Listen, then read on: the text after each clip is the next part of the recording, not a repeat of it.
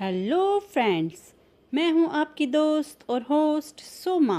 तो कैसे हैं आप सब फ्रेंड्स? अगर आपको मेरी ये कहानी पसंद आ रही है तो प्लीज़ मेरी वीडियो को लाइक करें और चैनल को सब्सक्राइब करें।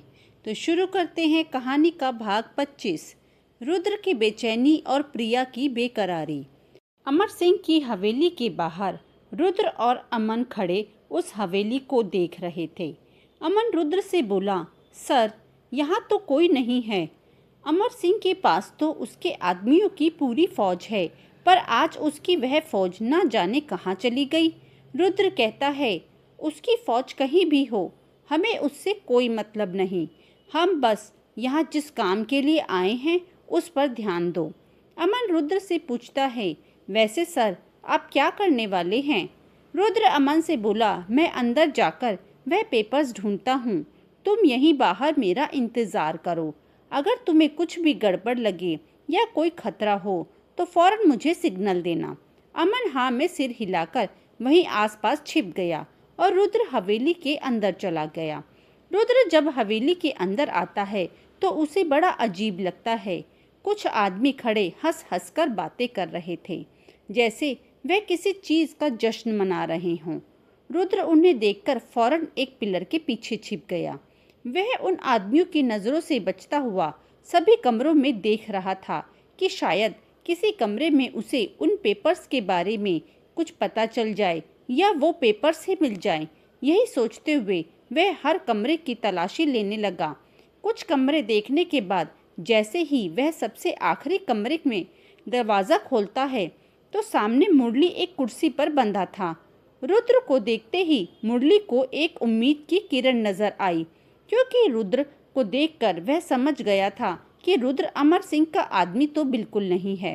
रुद्र के चेहरे के रौब और उसके हाव भाव देखकर मुरली को लगा रुद्र जरूर कोई बड़ा आदमी है, पर उसे समझ नहीं आता आखिर रुद्र यहाँ हवेली में क्या कर रहा है।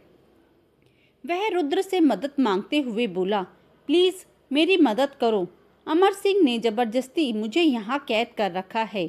अगर आप मेरी मदद करोगे तो मैं भी आपकी मदद करूँगा। मुरली की बात सुनकर रुद्र उसे खोलते हुए बोला, तुम कौन हो और यहाँ इस आदमी की कैद में क्या कर रहे हो?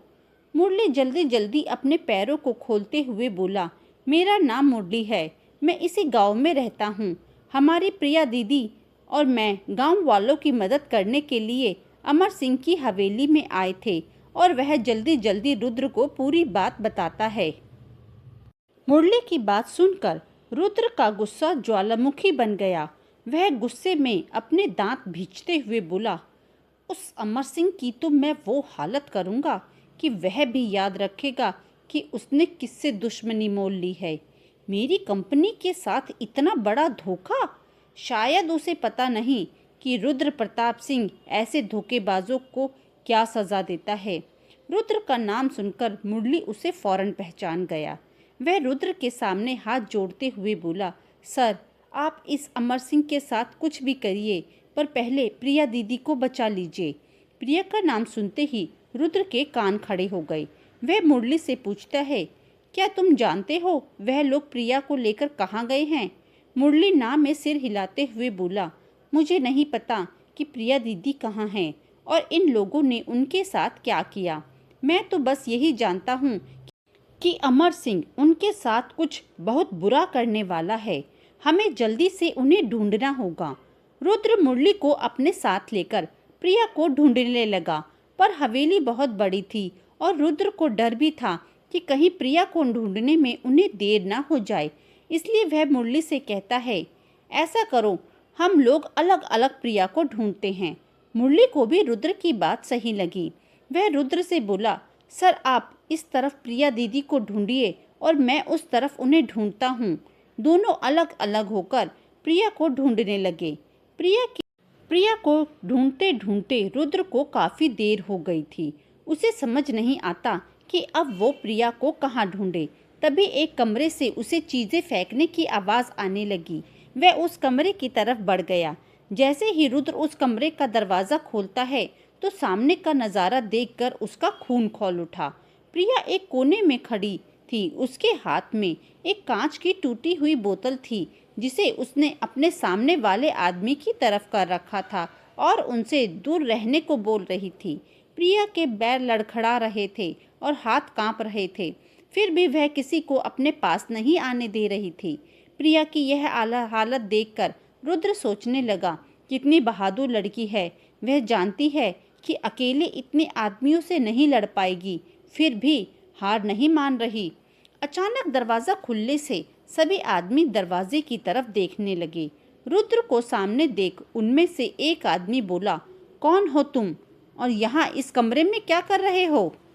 रुद्र दरवाज़ा बंद करते हुए बोला, तेरी किसी भी बात का जवाब देना मैं ज़रूरी नहीं समझता।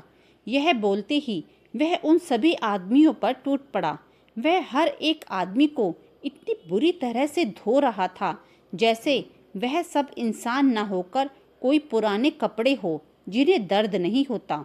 रुद्र जब सब आदमियों को मारकर प्रिया के पास आता है तो प्रिया उसे भी टूटी हुई बोतल दिखाते हुए बोली, खबरदार जो मेरे पास आए मैं तुम्हें मार दूंगी। प्रिया की बात सुनकर रुद्र की आंखें छोटी हो गई, मगर फिर भी वह प्रिया की तरफ बढ़ता रहा। रुद्र जैसे ही प्रिया के पास पहुंचा, प्रिया रुद्र पर हमला कर देती है, पर रुद्र फौरन उसके दोनों हाथ पकड़ लेता है और बोतल छीनकर फेंक देता है।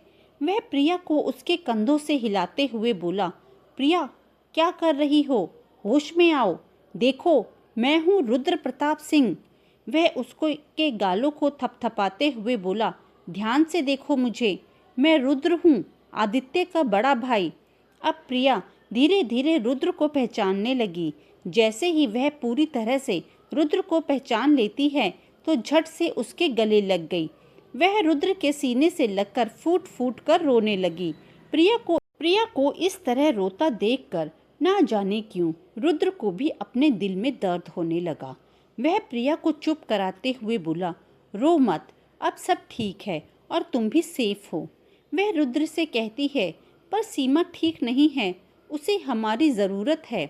प्रिया की बात सुनकर रुद्र अपने मन में सोचता है, कैसी लड़की है, खुद इतनी परेशानी में है फिर भी दूसरों की फिक्र कर रही है। वह प्रिया को पकड़कर एक कमरे से बाहर लाता है। जैसे ही वह कमरे से बाहर आते हैं, सामने से आता हुआ मुरली उन्हें दिखाई दे जाता है, जिसके साथ सीमा भी थी। प्रिया को ढूंढते हुए मुरली को प्रिया तो नहीं मिली पर सीमा मिल गई। वह सीमा से पूछता है, सीमा क्या तुम हमारे साथ चलोगी यह हवेली छोड़कर? सीमा हाँ में गर्दन हिलाते हुए मुरली के साथ चली आती है। सीमा को देखते ही प्रिया अपनी लड़खड़ाती जुबान में मुरली से बोली, मुरली तुम प्रिया को अपने साथ ले जाओ और इसे अमर सिंह के हाथ नहीं लगने देना। इतना भी प्रिया बहुत मुश्किल से बोल पा रही थी। प्रिया की ऐसी हालत देखकर मुरली रुद्र से पूछता है, यह प्रिया दीदी को क्या हुआ? प्रिया की हालत देखकर रुद्र समझ जाता है कि अमर सिंह ने प्रिया के साथ क्या किया है। वह मुरली से बोला, हमें जल्दी इसे लेकर हॉस्पिटल जाना होगा, और वे सभी हवेली से बाहर आ गए। बाहर अमन छुपकर हवेली पर नजर रख रहा था। जैसे ही वह रुद्र के साथ प्रिया को देखता है तो चौंक जाता है। वह रुद्र के पास आते हुए बोला, सर यह कौन है? रुद्र उसे बताता है, यह प्रिया है, दीवान परिवार की बेटी। अमन रुद्र से कुछ और भी पूछने वाला था, पर रुद्र उसे बीच में ही रोक देता है और मुरली और सीमा की तरफ इशारा करते हुए बोला, तुम इन दोनों को किसी सेफ जगह ले जाओ। यह दोनों किसी भी हाल में अमर सिंह के हाथ नहीं लगने चाहिए। अमन रुद्र से पूछता है, सर आप कहाँ जा रहे हैं? रुद्र प्रिया की तरफ इशारा करते हुए बोला, मैं इसे डॉक्टर के पास ले जा रहा हूँ। अगर हमने ज़्यादा देर करी तो इसकी हालत और ख़राब हो जाएगी। सीमा रुद्र से बोली, मैं भी प्रिया दीदी के साथ जाऊंगी, पर रुद्र उसे मना करते हुए कहता है, नहीं, अभी तुम्हें अमर सिंह से बचाना बहुत ज़रूरी है, इसलिए तुम दोनों मेरे आदमियों के साथ जाओ और जब तक मैं नहीं कहता किसी को भी कांटेक्ट मत करना। यह कहकर वह प्रिया को लेकर अपनी गाड़ी की तरफ बढ़ गया। अमन भी मुरली और सीमा को लेकर चला गया। रास्ते में मुरली अमन को सारी बात बताता है कि कैसे प्रिया, सीमा और उसने अमर सिंह के खिलाफ जाकर गांव वालों की मदद करी। वह अमन को पेपर्स भी दिखाता है जो उन्होंने अमर सिंह की हवेली से लिए थे। उन पेपर्स को देखकर अमन कहता है, इन पेपर्स को दिखाकर हम अमर सिंह के खिलाफ केस कर सकते हैं। इन पेपर्स को ढूंढकर तुमने बहुत अच्छा काम किया। अब देखना सर उस अमर सिंह का क्या हाल करते हैं। अमन की बातें सुनकर मुरली को भी अच्छा लगा। वह अपने मन में सोचता है, अच्छा हुआ जो रुद्र सर हमें मिल गए। अब हमें अकेले उस अमर सिंह का सामना नहीं करना पड़ेगा। तभी उसे महसूस हुआ कि सीमा उसके कंधे पर सर रखकर सो रही है। वह बड़े ध्यान से सीमा के चेहरे को देखने लगा। आंसुओं के निशान अब भी उसके गालों पर थे। जैसे ही वह अपनी उंगलियों से उन निशानों को साफ करने वाला था, तभी उसे ध्यान आया कि वह गाड़ी में अकेला नहीं है, अमन भी उनके साथ है। वह अमन की तरफ देखने लगा। अमन भी गौर से मुरली को देख रहा था। अमन धीरे से मुरली से पूछता है, गर्लफ्रेंड? उसकी बात सुनकर मुरली ना में सिर हिलाते हुए बोला, नहीं नहीं, हम सिर्फ दोस्त हैं। मुरली की बात सुनकर अमन मुस्कुराते हुए बोला, सिर्फ दोस्त? अमन की मुस्कुराहट में कुछ ऐसा था कि मुरली उससे नजरें नहीं मिला पाता और इधर उधर देखने लगता है। मुरली की नजरों को देखकर अमन की मुस्कुराहट और बड़ी हो गई। अमन काफी समझदार इंसान था। वह इंसान की नजरों को देखकर बता सकता था कि उस इंसान के दिल में क्या चल रहा है। अमन की इसी काबिलियत के कारण रुद्र ने उसे अपना असिस्टेंट बनाया था। रुद्र का सारा काम सिर्फ अमन ही देखता था। रुद्र आंख बंद करके अमन पर विश्वास करता है। जब से रुद्र ने बिजनेस की दुनिया में कदम रखा था, तब से अमन उसके साथ था। रुद्र चाहे अमन पर कितना भी गुस्सा कर ले, पर वह अमन का पूरा ध्यान भी रखता था। अमन को वह अपनी फैमिली का हिस्सा मानता है। तभी तो सिर्फ अमन ही था जो प्रताप विला में आ सकता है। नहीं तो पूर्णिमा जी की सख्त हिदायत है कि कोई भी ऑफिस या बिजनेस से जुड़ा व्यक्ति घर नहीं आएगा। दूसरी तरफ रुद्र तेजी से अपनी गाड़ी हॉस्पिटल की तरफ ले जा रहा था, मगर अब उसे गाड़ी चलाने में परेशानी हो रही थी क्योंकि प्रिया हरकतें ही ऐसी कर रही थी। उस दवाई का असर अब प्रिया पर होने लगा। वह कभी अपने कपड़े उतारने की कोशिश करती, तो कभी रुद्र के कपड़े खींचने लगती, तो कभी रुद्र के ऊपर चढ़ जाती। गाड़ी में फुल एसी चल रहा था, फिर भी प्रिया को गर्मी लग रही थी। प्रिया की ऐसी हालत देखकर रुद्र ने गाड़ी अपने फार्म हाउस की तरफ मोड़ ली, क्योंकि इस हालत में वह प्रिया को हॉस्पिटल नहीं ले जा सकता था। रुद्र प्रिया को लेकर अपने फार्म हाउस आ गया। गाड़ी से उतरकर वह प्रिया को भी गाड़ी से उतरने के लिए कहने लगा, पर प्रिया के शरीर में तो जैसे आग लग रही थी। उसका पूरा चेहरा लाल हो गया था। वह बार बार अपने कपड़े उतारने की कोशिश करने लगी।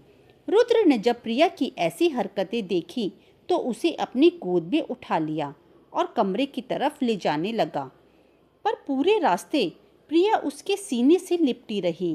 प्रिया को रुद्र की बॉडी ठंडी लग रही थी, जो उसके अंदर की गर्मी को थोड़ी राहत दे रही थी। रुद्र जैसे ही प्रिया को बेड पर लेटाकर जाने लगा, प्रिया ने फौरन उसकी गर्दन के चारों तरफ अपनी बाहें लपेट दी और रुद्र को अपने ऊपर खींच लिया। उसने अपने होठ रुद्र की गर्दन पर रख दिए और उसे चूमने लगी। प्रिया की इस हरकत से रुद्र एकदम फ्रीज हो गया। उसे तो महसूस ही नहीं हो रहा था कि उसके आसपास क्या हो रहा है। वह अपने होश में वापस तब आया जब प्रिया ने किस के साथ उसकी गर्दन को काटना भी शुरू कर दिया। वह एक झटके के साथ प्रिया से दूर हुआ, जो उसके दूर हो जाने से जल बिन मछली की तरह तड़प रही थी। प्रिया की हालत देखकर रुद्र को समझ नहीं आया कि वह क्या करे।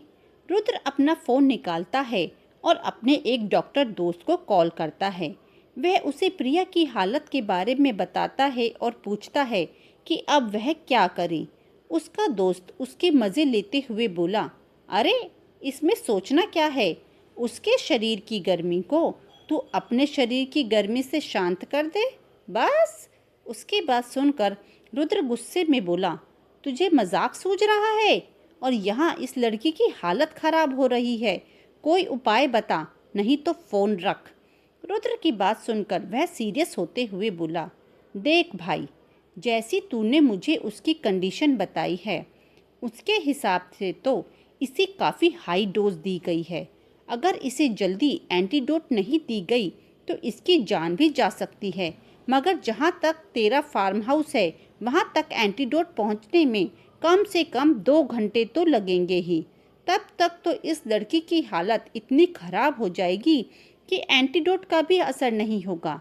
इसलिए अब तेरे पास इसे बचाने का सिर्फ एक ही रास्ता है और वह रास्ता तू जानता है।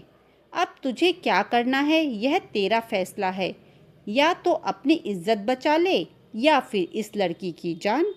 यह कहकर वह फ़ोन रख देता है। अब तो रुद्र बहुत बड़ी मुश्किल में था। उसे समझ नहीं आता कि वह प्रिया को कैसे बचाए, क्योंकि जो उपाय उसके दोस्त ने बताया था उससे तो उन दोनों की ही लाइफ पर असर पड़ता। रुद्र एक नज़र प्रिया को देखता है। अब प्रिया अपने कपड़े फाड़ने लगी थी, क्योंकि अब वह गर्मी उससे बर्दाश्त नहीं हो रही थी। रुद्र अपनी आंखें बंद करता है और थोड़ी देर बाद जब वह अपनी आंखें खोलता है तो उसकी आंखें बता रही थी कि उसने क्या फैसला किया है। रुद्र धीरे धीरे प्रिया की तरफ बढ़ने लगा और साथ ही अपनी शर्ट के बटन भी खोलने लगा। बेड तक पहुंचते पहुंचते उसने अपनी शर्ट भी उतार दी थी। रुद्र प्रिया को गौर से देखता है, फिर धीरे धीरे उसके ऊपर झुकने लगा। रुद्र की ठंडी बॉडी का एहसास होते ही प्रिया फौरन उससे लिपट गई और उसकी बॉडी को चूमने लगी। प्रिया की हरकतें रुद्र की बॉडी में भी हलचल मचा रही थी।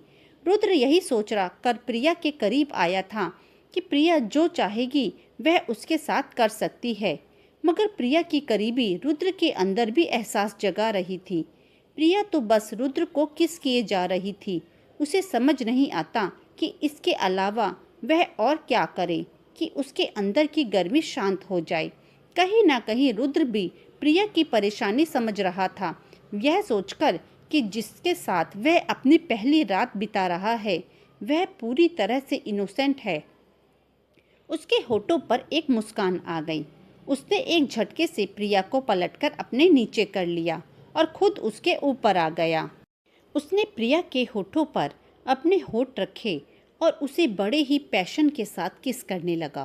प्रिया भी उस किस में उसका पूरा साथ दे रही थी, मगर वह उसे किस कम कर रही थी और काट ज़्यादा रही थी। मगर रुद्र को इससे कोई फर्क नहीं पड़ता। वह धीरे धीरे प्रिया के पूरे शरीर को अपने होठों से छूने लगा। प्रिया को भी उसकी इन हरकतों से अच्छा लग रहा था। रुद्र के हर मूव पर प्रिया की सिसकियां निकल रही थी।